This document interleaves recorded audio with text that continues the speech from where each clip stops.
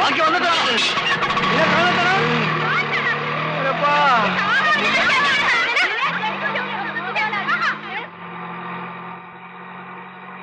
എന്താ അവിടെ ഒരാൾക്കൂട്ടം? എന്തോ ആക്സിഡന്റ് ആയി കാണും. നിർത്ത്. ആരുടെ അമ്മയുടെ പേരെടുക്കണേ പാട്ടിൽ? വണ്ടി ഒതുക്കണ സാർ. ഒരാളെ മാറിക്കണം.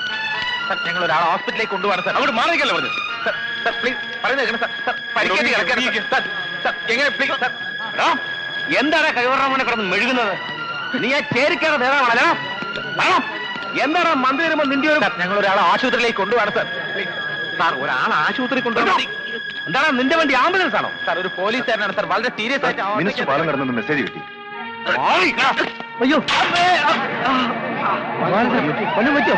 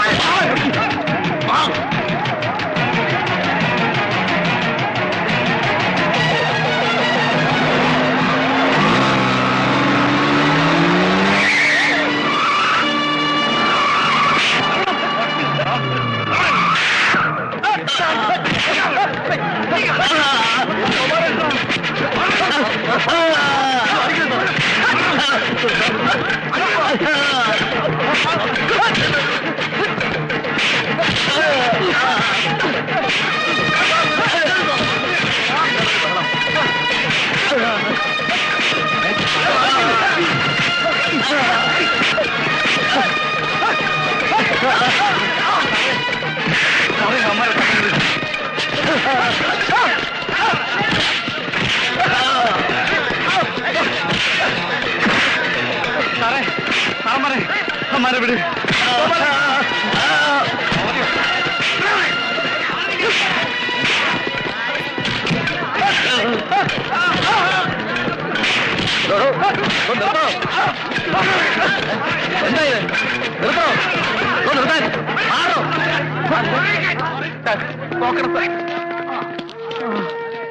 അടികൊണ്ട് വീണ ഒരു പോലീസുകാരനാ. അയാൾ ആശുപത്രിയിലേക്ക് കൊണ്ടുപോകാൻ നോക്കുന്നതിനിടയ്ക്ക് ഇവരെല്ലാരും കൂടെ ഞങ്ങള് ഇങ്ങനെ തല്ലി ചവച്ച്.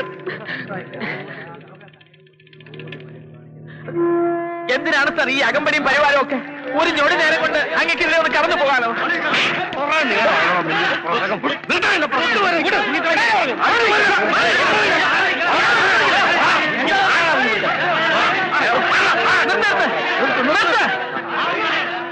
കണ്ടോളൂ സാർ, ജനങ്ങളാ വോട്ട് ചെയ്തെന്നൊരു മഹാപാപമേ ചെയ്തിട്ടുള്ളൂ. അതിന്റെ ശിക്ഷയായി അനുഭവിക്കുന്നത്. ഉത്സവം കാണാൻ തടിച്ചു കൂടിയതല്ല അവരാരും.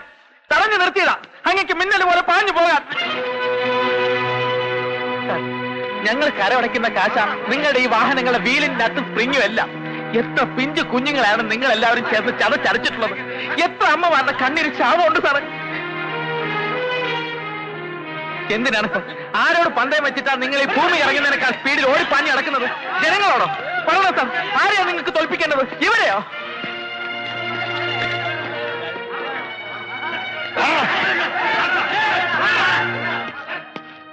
എടോ സദാനന്ദ, നന്നായിട്ട് കൊടുത്തല്ലോ അല്ലേ? ശരിക്കും കൊടുത്തു സാർ.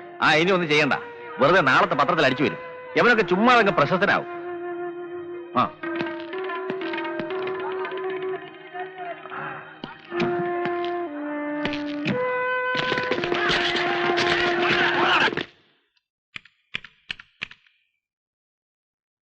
ഹലോ, ഡിവൈഎസ്പി സാധനം കൊടുക്കൂ. നമ്പ്യാർ സാറിനെ സംസാരിക്കാൻ.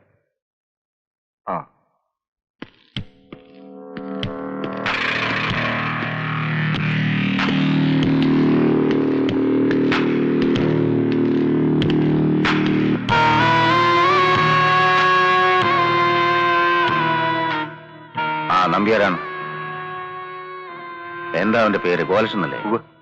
ഒരു സദാനന്ദ, ആ ഗോപാലകൃഷ്ണന്റെ പേരില് കേസൊന്നും ചാർജ് ചെയ്യണ്ട. ഇതാ പറയുന്നത്, പോലീസുകാരൻ എന്നും പോലീസ് തന്നെയാണെന്ന്. പൊളിറ്റിക്സ് പറഞ്ഞാൽ മനസ്സിലാവുകയില്ല. എടോ, പറയുന്നത് അങ്ങോട്ട് കേക്ക്. കേസ് ചാർജ് ചെയ്യാൻ പാടില്ല. ആ ചേരിയിലുള്ള സകല റാസ്കൽസും വെളിയിൽ എന്റെ മുറ്റത്ത് വന്ന് കൂടി നിൽക്കുക. തന്റെ കൈ അത്രയ്ക്കങ്ങ് തരിക്കുന്നുണ്ടെങ്കിൽ അവനെ നമുക്ക് പിന്നെ വല്ല കള്ളക്കേസിലും കൊടുക്കാം, എന്നിട്ട് തല്ലിച്ചവയ്ക്കാം. തൽക്കാലം ഇതൊന്ന് അടങ്ങട്ടെ. പിന്നെ മന്ത്രി എന്ത് പറഞ്ഞു? പത്രക്കാരറിയരുതെന്നോ? പോരാ, അവരറിയണം, ലീക്ക് ചെയ്ത് കൊടുക്കണം. ഛേ, തന്നെ നാറ്റിക്കാനല്ലടോ, ഭക്ഷ്യമന്ത്രി താറട്ടെ. ആ പിന്നെ ആ പോലീസുകാരനെ തല്ലിയവരെ അന്വേഷിക്കാനൊന്നും പോണ്ട, നമ്മുടെ ദേവന്റെ ആൾക്കാരാ. ആ സർ, അവരാകെ ഇളകിയിട്ടാ. നേരിട്ടൊന്ന് സമാധാനിപ്പിച്ചാൽ. സമാധാനിപ്പിക്കാനല്ലേ ഇപ്പോഴും ചെയ്തതൊക്കെ. എന്നാലും പ്രത്യക്ഷപ്പെടണം അല്ലേ? സർ.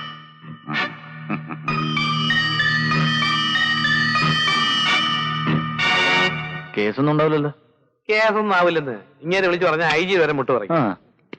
അല്ലെങ്കിൽ നീ നോക്കിയോ, ശങ്കരൻകുട്ടി നമസ്കാരം. തല്ലി ചതച്ചു കളഞ്ഞു അല്ലേ തെമ്മാടികള്. ആ സദാനന്ദന്റെ മൂത്തുപ്പാപ്പനെ വരെ തെറി വിളിച്ചിട്ടാ ഞാൻ പറഞ്ഞത് നിന്റെ പേര് കേസ് വേണ്ടാന്ന്. സമ്മതിച്ചു.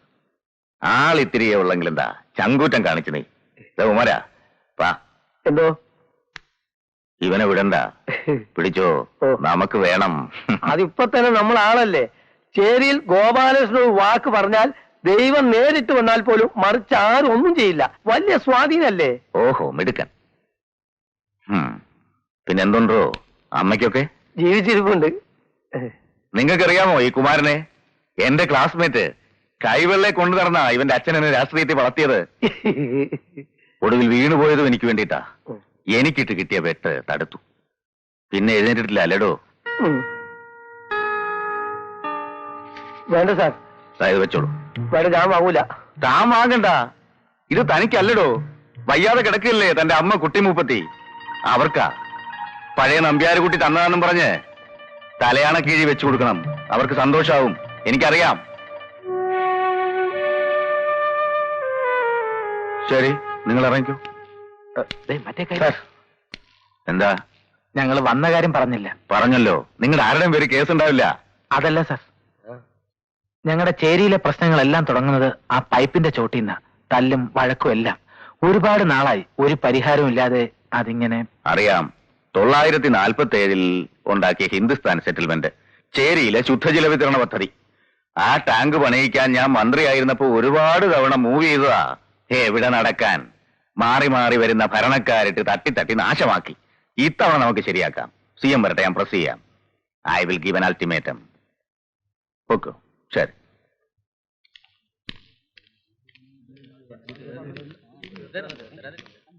ഒലക്കേടെ മൂട് എടോ, അത് നടക്കും തോന്നുന്നുണ്ടോ തനിക്ക്? എന്നാ അത് നടക്കുകയല്ല. ഇത്തവണ അങ്ങനല്ല സഹാബി, വാക്ക് കൊടുത്തിരിക്കുക നമ്പ്യാര്. വാക്കല്ല, വ്യാമോഹം. ഒരു ബൂർഷാ പാർട്ടി നേതാവിന്റെ പാർലമെന്റേറിയൻ വ്യാമോഹത്തിൽ അധിഷ്ഠിതമായ വാഗ്ദാനം. എന്താ മനസ്സിലായോ? അപ്പൊ നടക്കില്ല എന്ന് ചുരുക്കം. പക്ഷെ നടന്നില്ലെങ്കിലും ചേരിക്കാര് മുഴുവൻ ഇളവും. ഇളക്കാരാ തീരുമാനം. ആര് തീരുമാനിച്ചു? ആ ഗോപാലകൃഷ്ണനോ? അവന്റെ കൂടെ ആൾക്കാർ മുഴുവനും. ആരിളക്കിയാലും നമ്മളത് കലക്കും. കലക്കാ പിന്നെ ചേരിക്കകത്തൊന്നും ഒരൊറ്റ വോട്ട് കിട്ടില്ല സഹാബി നമുക്ക്. എടോ പവിത്ര, താൻ ആരെയാ രാഷ്ട്രീയം പഠിപ്പിക്കുന്നത്? ഈ ദേവനെയോ? 28ാമത്തെ വയസ്സിൽ ഈ ജില്ലാ സെക്രട്ടറിയുടെ കസേരയിൽ കയറി ഇരിക്കാൻ തുടങ്ങിയതാ ഞാൻ. എനിക്കറിയാം ജനകീയ പ്രശ്നങ്ങളിൽ എന്ത് നിലപാടെടുക്കണമെന്ന്. ഇങ്ങോട്ട് പഠിപ്പിക്കണ്ട.